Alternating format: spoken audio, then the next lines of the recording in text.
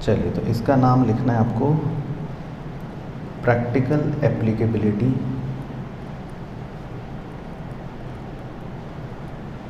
Of accounting standards. Practical applicability of accounting standards, ठीक है जी। तो इसमें हमसे क्वेश्चन लगभग 20 नंबर का पूछ सकता है, मतलब इसकी वेटेज जो है एग्ज़ाम में 20 नंबर तक जा सकती है और लगभग चली ही जाती है। 5 नंबर के 4 पार्ट्स, 5 नंबर के 4 पार्ट्स जो हैं वो इसके आते हैं, ठीक है। तो इसका नाम है practical applicability of accounting standards, मतलब हमें अकाउंटिंग स्टैंडर्ड्स जो हैं उनके बारे में पढ़ना होता है और उसकी प्रैक्टिकल एप्लीकेबिलिटी होती है। तो वैसे तो टोटल कितने अकाउंटिंग स्टैंडर्ड्स हैं? 27, लेकिन इसमें आपको सारे 27 नहीं पढ़ने हैं, कुछ पढ़ने है ना। तो हम कोशिश करेंगे आज 3 के बारे में डिस्कस करें आपके साथ, आज का टारगेट हमारा है। तो पहले हम हेडिंग डालते हैं AS1, अकाउंटिंग स्टैंडर्ड 1। इसका नाम है disclosure of accounting policies. Disclosure of accounting policies, accounting policies का डिस्क्लोजर है ना, ऐसे अगर इसका नाम देखें तो। तो इसमें कुछ छोटे छोटे पॉइंट्स हैं, छोटा सा AS है। पहला पॉइंट है अकाउंटिंग पॉलिसी, अकाउंटिंग पॉलिसी। तो इसको इसमें डैश डाल के लिखना है, these are specific accounting principles,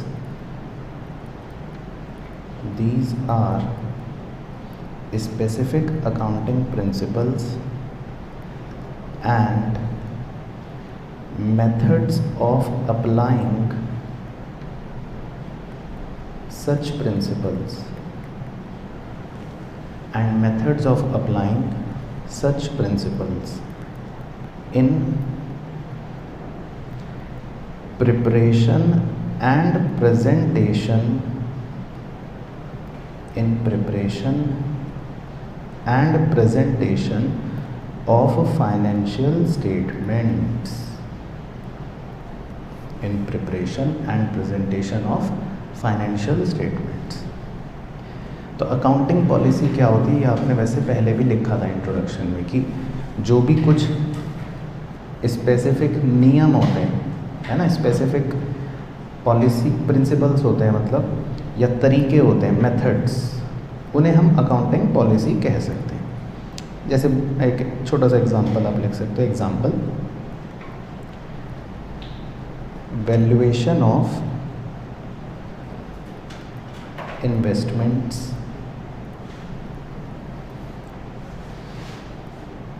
या comma valuation of depreciation etcetera. जैसे डेप्रिसिएशन का आपने सुन रखा होगा कि भाई कुछ लोग SLM मेथड से वैल्यू निकालते हैं, कुछ WDV मेथड से वैल्यू निकालते हैं, कुछ अदर मेथड से वैल्यू निकालते हैं। तो अलग अलग पॉलिसी होती है ना हर कंपनी की। इसी तरह इन्वेस्टमेंट को वैल्यू करने की, इन्वेंट्री को वैल्यू करने की, तो किसी भी चीज़ को वैल्यू करने के अलग अलग तरीके हो सकते हैं। तो बेसिकली ये है अकाउंटिंग पॉलिसी। अब देखो इस AS का नाम क्या है, पढ़ो, डिस्क्लोजर ऑफ अकाउंटिंग पॉलिसी। तो अगर मैं SLM मेथड फॉलो करता हूँ, आप WDV मेथड फॉलो करते हो, तो मैं अपने नोट्स में क्या डिस्क्लोज करूँगा कि मैं SLM करता हूँ। आप अपने नोट्स में क्या डिस्क्लोज करोगे, आप WDV करते हो। तो ये AS सिर्फ ये कहता है डिस्क्लोज करो। इस AS का काम कोई मुंशीगिरी करवाना नहीं है, इसमें हम कोई मुंशीगिरी नहीं करेंगे। ये AS1 कहता है डिस्क्लोज करो। क्या डिस्क्लोज करो, अकाउंटिंग पॉलिसी, है ना। तो second point,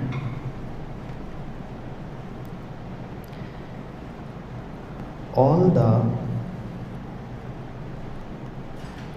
accounting policies, comma, significant in nature, comma, should be disclosed at one place. इसमें आप हाईलाइट कर लेना at one place को, should be disclosed at one place. तो at one place का मतलब है कि भाई जैसे आपने अपने स्टेटमेंट्स बना लिए, ठीक है, P&L बना लिया, बैलेंस शीट बना ली, अब उसके नीचे आप क्या बनाओगे, नोट्स, है ना। अब नोट्स के अंदर ही डिस्क्लोजर किए जाते हैं, तो जब आप अपनी पॉलिसी का डिस्क्लोजर करोगे तो जितनी भी अकाउंटिंग पॉलिसियां हैं और जो सिग्निफिकेंट नेचर की हैं उन सबको आपको एक साथ एक जगह पर डिस्क्लोज करना है। ऐसा नहीं है कि पहले नंबर 1 में कर दी, उसके बाद कुछ और बातें, फिर दोबारा अकाउंटिंग पॉलिसी, फिर कुछ और बातें, फिर दोबारा अकाउंटिंग पॉलिसी, फिर कुछ और बातें। ऐसा नहीं करना, सारी अकाउंटिंग पॉलिसी आपको एक ही जगह डिस्क्लोज करनी है। तो मतलब ये है कि डिस्क्लोजर जो होगा अकाउंटिंग पॉलिसियों का वो एक ही प्लेस पर होना चाहिए, ताकि यूज़र को एक ही बार में सब दिख जाए। जैसे आप एग्ज़ाम में आंसर देते हो तो किसी क्वेश्चन में 4 पार्ट्स होते हैं, मान लो ABCD, तो एग्जामिनर कहता है ना चारों पार्ट्स एक साथ सॉल्व करो, A कर दिया पहले, D कर दिया लास्ट में, तो गड़बड़ हो जाएगी। तो अकाउंटिंग पॉलिसी का डिस्क्लोजर हमें एक ही प्लेस पे करना है, ये कह रहे हैं। थर्ड पॉइंट, चेंज इन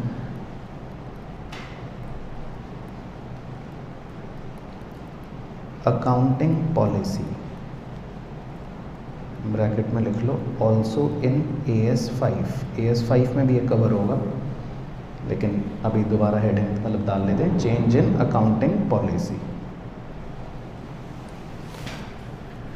तो क्या अकाउंटिंग पॉलिसी चेंज हो सकती है? हो सकती है, आपने पढ़ रखा है इंट्रोडक्शन में भी, है ना।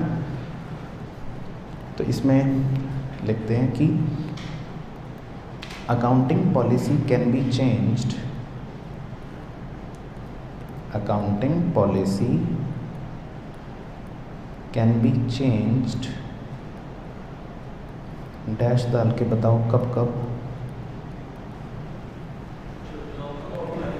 हाँ, if law requires, जब लॉ बोले तो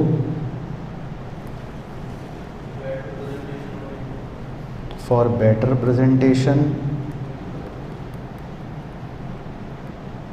ऑफ फाइनेंशियल स्टेटमेंट्स, या फिर एक भूल गए बीच का, हाँ क्या, इफ़ डैश रिक्वायर्स, लॉ मतलब कानून और छोटा कानून AS, इफ़ AS रिक्वायर्स, ठीक है। तो 3 बातें होती हैं, जब 3 में से कुछ भी हो तो आप पॉलिसी को चेंज कर सकते हो। अब पॉलिसी को चेंज तो कर सकते हो, ये बात तो चलो पता है ना, लेकिन सितारा डाल के लिखना है disclosure of change in accounting policy. आपने अकाउंटिंग पॉलिसी को चेंज करा, ये डिस्क्लोज करना है या नहीं करना, बताओ। करना है, तो इस पर मतलब हमें एक नोट लिखना है। तो ये वाला नोट एग्ज़ाम में रट के चले जाना, जो यहाँ इंग्लिश लिखेंगे हम, ठीक है। बाकी समझाऊंगा, लेकिन एग्ज़ाम के लिए इम्पॉर्टेंट है, मैं इम्पॉर्टेंट भी मार्क कर देता हूँ। इसी पर क्वेश्चन आए हैं जितनी बार आए, बाकी और इस पूरे AS में सब बेकार है। बेकार मतलब बेसिक है। तो disclosure of change in accounting policy, तो इसमें लिखते हैं कि क्या कह रहा है कि भाई any change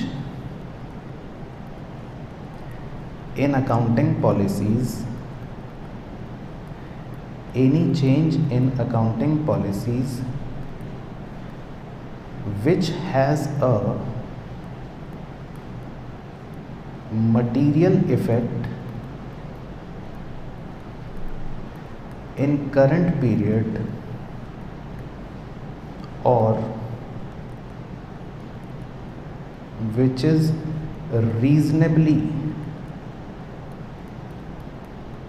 expected to have a material effect in later period should be disclosed. Should be disclosed. Full stop. और नेक्स्ट लाइन में in case of change in accounting policies, in case of change in accounting policies, comma, which has a material effect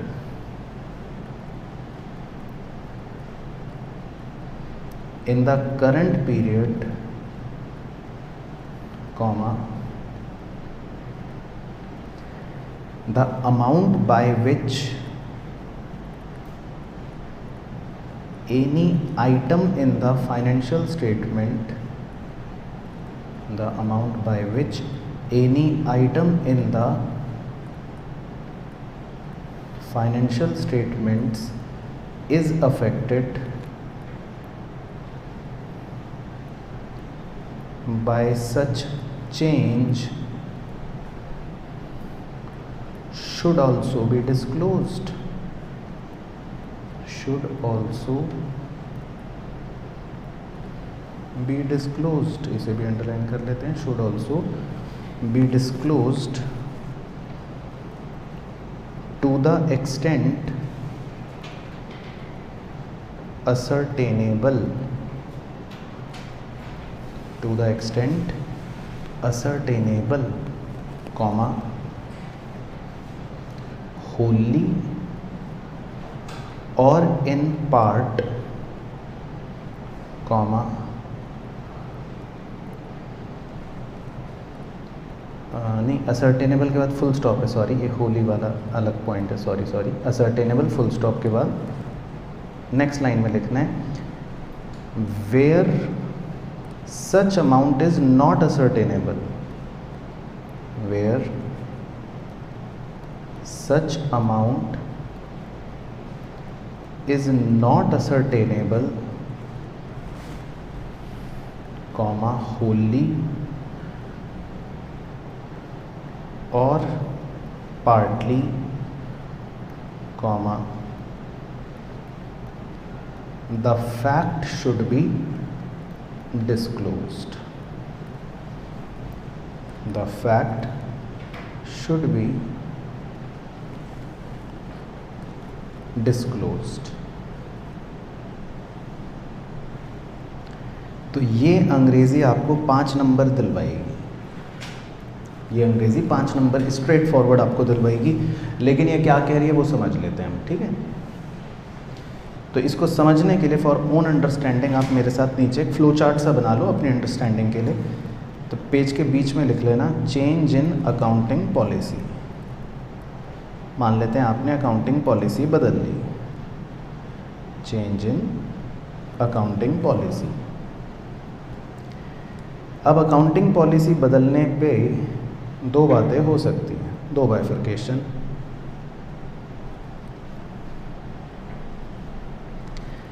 पहली बात तो ये कि material in current period, कि current period में इसका प्रभाव सिग्निफिकेंट है. मटेरियल का मतलब तो पता है ना आपको, इम्पॉर्टेंट है ना. मटेरियलिटी प्रिंसिपल पढ़ रखा है आपने. तो मटेरियल मतलब इम्पॉर्टेंट. तो अगर इस चेंज का प्रभाव इम्पॉर्टेंट है करंट पीरियड में, या तो ये हो सकता है, या फिर अंग्रेजी कह रही है कि भाई non material in current period, non material in current period but ascertainable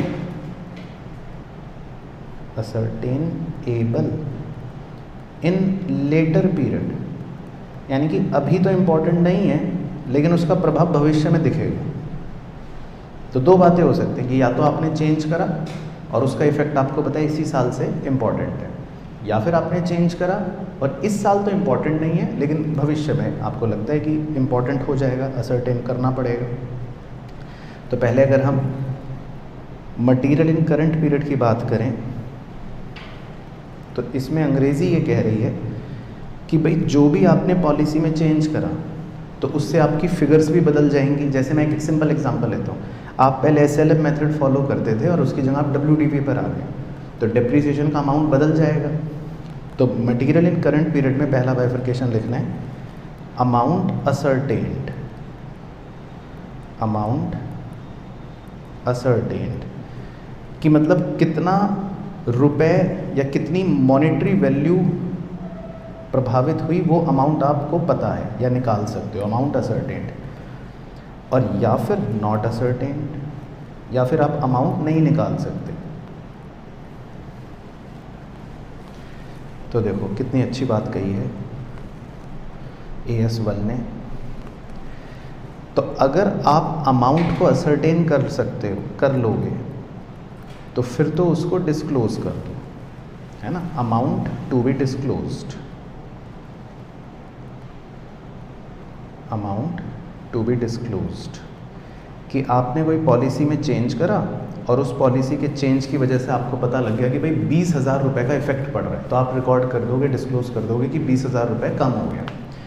लेकिन अगर आपको अमाउंट नहीं नहीं असर्टेन कर पा रहे, आपको नहीं पता कि कितने रुपए का प्रभाव पड़ रहा है ना, तो फिर आपको अमाउंट डिस्क्लोज करने की ज़रूरत नहीं है, तब फैक्ट टू बी डिस्क्लोज्ड, तब सिर्फ आप इस बात को डिस्क्लोज कर दोगे, क्योंकि अमाउंट तो अब आप डिस्क्लोज कर ही नहीं सकते, अमाउंट तो आपको पता ही नहीं चला है, तो सिर्फ तब क्या डिस्क्लोज करना है, फैक्ट। तब आप ये बात डिस्क्लोज कर दोगे कि हमने चेंज करा है, लेकिन उस चेंज का अमाउंट क्या फ़र्क पड़ रहा है वो नहीं पता। तो क्लियर हो गया। तो उसने इंग्लिश में ये दे रखा है, ऊपर की जो इंग्लिश है ना, लास्ट के 2 पॉइंट्स, वो ये सब दे रखा है डिज़ाइनर इंग्लिश में, ठीक है ना, कि भाई आपका अगर कोई भी इम्पॉर्टेंट प्रभाव है करंट पीरियड में और आप उसका अमाउंट असर्टेन कर सकते हो तो वो अमाउंट डिस्क्लोज करो, और अगर अमाउंट असर्टेन नहीं कर सकते होली और पार्टली तो फिर फैक्ट डिस्क्लोज करो। अच्छा, दूसरी तरफ आ जाते हैं कि भाई कोई पॉलिसी में आपने चेंज करा जो करंट पीरियड में तो इम्पॉर्टेंट नहीं है लेकिन भविष्य में हो सकता है आपको असर्टेन करना पड़े, लग रहा है, तो उसमें बस एक ही बात लिखनी है कि fact of such change in letter period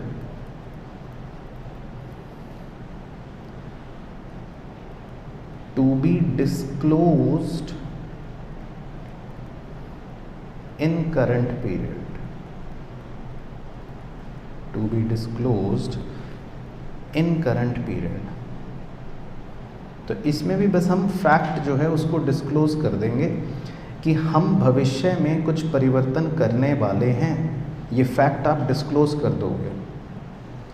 और ये फैक्ट कहाँ डिस्क्लोज करोगे, करंट पीरियड में, मतलब आप इसी साल के फाइनेंशियल स्टेटमेंट में डिस्क्लोज करोगे कि हम 2 साल बाद बदलने वाले हैं, ठीक है ना। तो आपको अगर अभी बदलना नहीं है, भविष्य में बदलना है, तो ये बात भी यूज़र को बतानी पड़ेगी। मतलब मैं आपको ये बताऊंगा कि मैं 2 साल बाद आपको थप्पड़ मारूंगा, तो ये बात मुझे अभी डिस्क्लोज करनी पड़ेगी। पॉइंट समझ आया। तो ये है पूरा, मतलब जो इंग्लिश लिखी है वो ये है, ठीक है ना। तो मतलब वो इसमें यही बता रहा है कि कोई भी पॉलिसी जो आप चेंज करते हो उसका मटेरियल इफेक्ट करंट पीरियड में हो सकता है या लेटर पीरियड में मटेरियल इफेक्ट हो सकता है, तो ये बात डिस्क्लोज करो। दूसरे में लिखा है कि जब आप पॉलिसी चेंज करते हो और उसका अमाउंट जो प्रभावित हुआ वो भी डिस्क्लोज करना है। लास्ट के अक्षर पढ़ना, लिखा है टू द एक्सटेंट असर्टेनेबल, मतलब आप जितना अमाउंट असर्टेन कर सकते हो वो डिस्क्लोज करना पड़ेगा। और थर्ड में लिख रहा है where such amount is not ascertainable, अगर आप अमाउंट को नहीं असर्टेन कर सकते तो क्या लिख रहा है, comma, fact should be disclosed, तो फैक्ट को डिस्क्लोज करना है, ठीक है ना। तो मतलब समरी ये चार्ट की बन गई। तो क्लियर हो गया? तो मेनली आपका एग्जाम का क्वेश्चन यही आता है, पॉइंट नंबर 3 का चेंज वाला। बाकी पॉइंट नंबर 4 छोटा सा वो भी लिख लेते हैं। पॉइंट नंबर 4 में है how to select accounting policy. Accounting policy को कैसे सेलेक्ट करा जाएगा, अब ये भी एक मुद्दा है कि आप अकाउंटिंग पॉलिसी को कैसे सेलेक्ट करोगे। तो बताओ जी,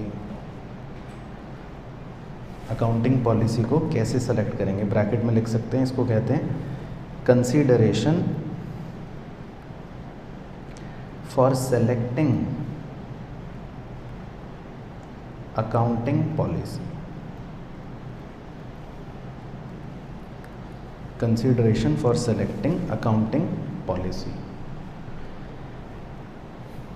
तो 4 बातें हैं जिनका आपको ध्यान रखना है। पहला, ट्रू एंड फेयर व्यू। तो इसमें तो मैं आपको क्या ही सिखाऊं, आप खुद ऑडिट पढ़ने वाले बच्चे हो, तो ऑडिट में आपने शायद ये टर्म सुना हो पहली बार, लेकिन फिर भी अकाउंट्स में भी बता देता हूँ। ट्रू एंड फेयर व्यू का मतलब है आप वो पॉलिसी को सेलेक्ट करोगे जिसमें आपको लगता है कि फाइनेंशियल स्टेटमेंट्स की प्रेजेंटेशन बिल्कुल सच होगी और मतलब उसमें कोई भी चीज़ छुपी हुई नहीं होगी। ट्रू एंड फेयर व्यू, तो वो पॉलिसी हम चुनेंगे। दूसरी चीज़, मैटीरियलिटी। मैटीरियलिटी प्रिंसिपल का ध्यान रखेंगे। अब मैटीरियलिटी प्रिंसिपल क्या होता है कि जो जो चीज़ें इंपॉर्टेंट हैं वो सब डिस्क्लोज होनी चाहिए, है ना, तो मैटीरियलिटी। तीसरा, प्रूडेंस। प्रूडेंस प्रिंसिपल या प्रूडेंस कॉन्सेप्ट का भी ध्यान रखेंगे। प्रूडेंस कॉन्सेप्ट क्या होता था? कंजर्वेटिज्म। प्रूडेंस प्रिंसिपल होता है कंजर्वेटिज्म, यानी कि फ्यूचर में होने वाले लॉसेस को कंसिडर करना है लेकिन फ्यूचर में होने वाले प्रॉफिट्स को कंसिडर नहीं करना है, कंजर्वेटिज्म जिसको बोलते थे। और चौथा फैक्टर होता है substance over form. Substance over form, ये भी आपको पहले वैसे सिखाया था। क्या था इसका एग्जाम्पल या मतलब कहानी?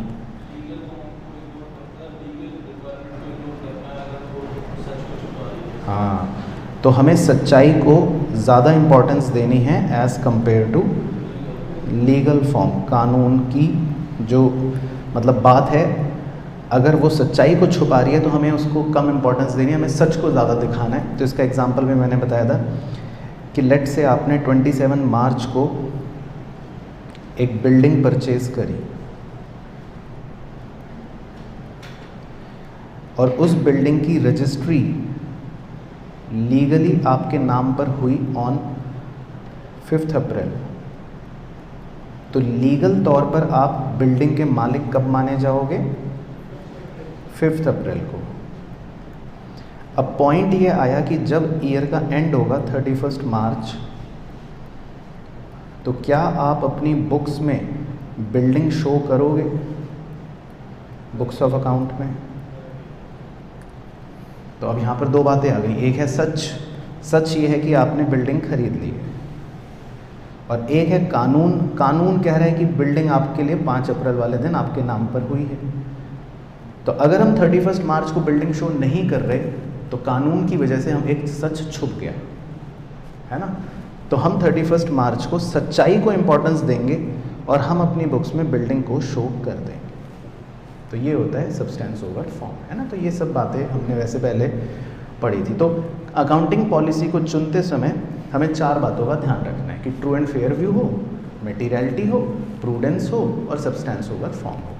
तो हम कहेंगे कि भाई उस हिसाब से पॉलिसी चुनी जाए। इसके बाद एक नंबर 5 छोटा सा पॉइंट, नंबर 5 में है फंडामेंटल अकाउंटिंग अजम्पशंस। ये जब बच्चा पैदा होता है क्लास 11th में, तब उसको कस्में खिलवाई जाती हैं कि आपको 3 चीज़ें एज्यूम करनी है जब भी आप मुंशीगिरी करो। तो ये आपको इंट्रोडक्शन में भी मैंने सिखाए थे। क्या थे 3 बातें? गोइंग कंसर्न, एक्रूवल, और बीच का भूल गए, कंसिस्टेंसी। गोइंग कंसर्न, कंसिस्टेंसी और एक्रूवल। तो ये 3 कस्में आपको खिलाई जाती हैं जब आप छोटे होते हो कि भाई ये 3 जो है फंडामेंटल अकाउंटिंग अजम्पशंस हैं। तो ये हमने वैसे पहले भी लिखा था इंट्रोडक्शन में, है ना। गोइंग कंसर्न मतलब हम क्या सोचते हैं कि बिजनेस चलता रहेगा, बंद नहीं होगा, है ना। इस पे प्रैक्टिकल क्वेश्चन भी हमने करा था कि अगर सोचते हैं बंद हो जाएगा तो फिर सब कुछ रियलाइजेबल वैल्यू पर हो जाएगा। कंसिस्टेंसी में हम सोचते हैं कि एक पॉलिसी जो हमने चूज़ कर ली वो ईयर आफ्टर ईयर सेम चलती रहेगी।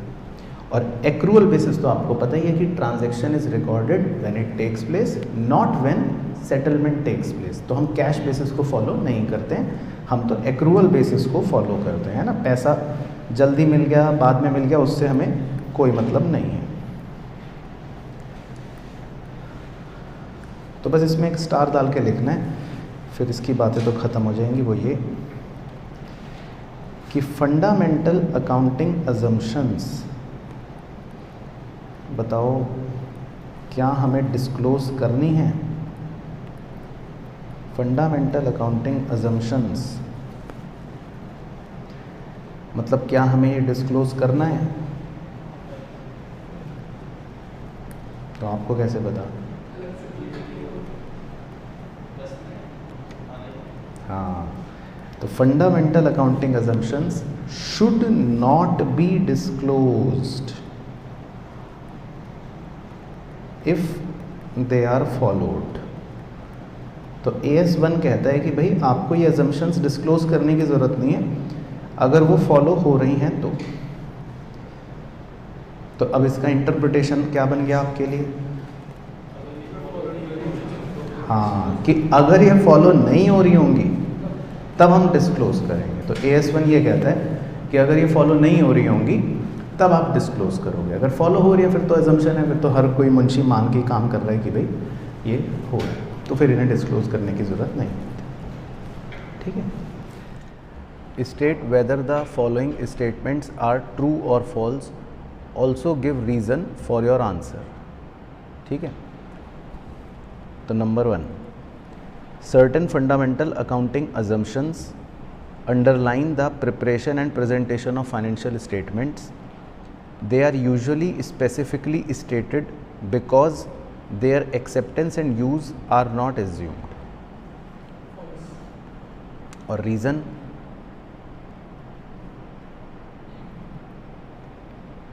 रीज़न है ये, हाँ बिल्कुल, ये जो सेकेंड लाइन में लिखा है कि they are usually specifically stated because their acceptance and use are not assumed, तो ये उसने गलत लैंग्वेज दे रखी है, क्योंकि जबकि हम ये मानते हैं कि दे आर एज्यूम्ड, और हम स्टेट तभी करते हैं अपने अकाउंटिंग अजम्पशंस को जब वो फॉलो ना हो रहे हों, है ना। तो ये बेसिकली AS1 का बेसिकली हमारा क्वेश्चन का पॉइंट था। ठीक है ना। तो स्टेटमेंट फॉल्स हो गया, तो डिस्क्लोजर तभी करा जाता है जब वो फॉलो नहीं हो रहे होते। ठीक है। Second, if fundamental accounting assumptions are not followed in presentation and preparation of financial statement, a specific disclosure is not required. दिखाना पड़ेगा, है ना। तो बिल्कुल सही। तो ये स्टेटमेंट फॉल्स हो गया, क्योंकि अगर अकाउंटिंग अजम्पशन फॉलो नहीं हो रहे होते तो फिर हमें डिस्क्लोज करना पड़ता है। ये भी AS1 का मतलब स्टेटमेंट हो गया। उसके बाद थर्ड में लिखा है ऑल सिग्निफिकेंट अकाउंटिंग पॉलिसीज़, जितनी भी अकाउंटिंग पॉलिसीज़ हैं significant adopted in the preparation and presentation of financial statement should form part of the financial statements. मतलब जितनी भी हम अकाउंटिंग पॉलिसीज़ जो सिग्निफिकेंट है, इम्पॉर्टेंट है, वो भी हमारे फाइनेंशियल स्टेटमेंट का एक पार्ट मानी जाती हैं या होंगी, होनी चाहिए, ट्रू, है ना, और होती भी हैं।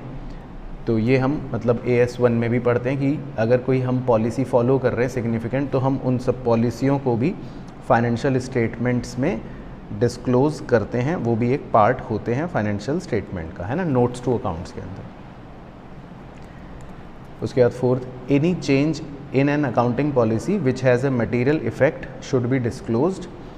ठीक है, यहाँ तक तो where the amount by which any item in the financial statement is affected by such a change is not ascertainable wholly or in part, the fact need not to be indicated। करना पड़ेगा। तो ये हमने लिखा था एक statement कि अगर हम अमाउंट असर्टेन नहीं कर सकते तो फिर ये फैक्ट हमें डिस्क्लोज करना पड़ेगा। तो वो कह रहा है कि नहीं करना पड़ेगा, तो वो ये गलत कह रहा है, बिल्कुल सही।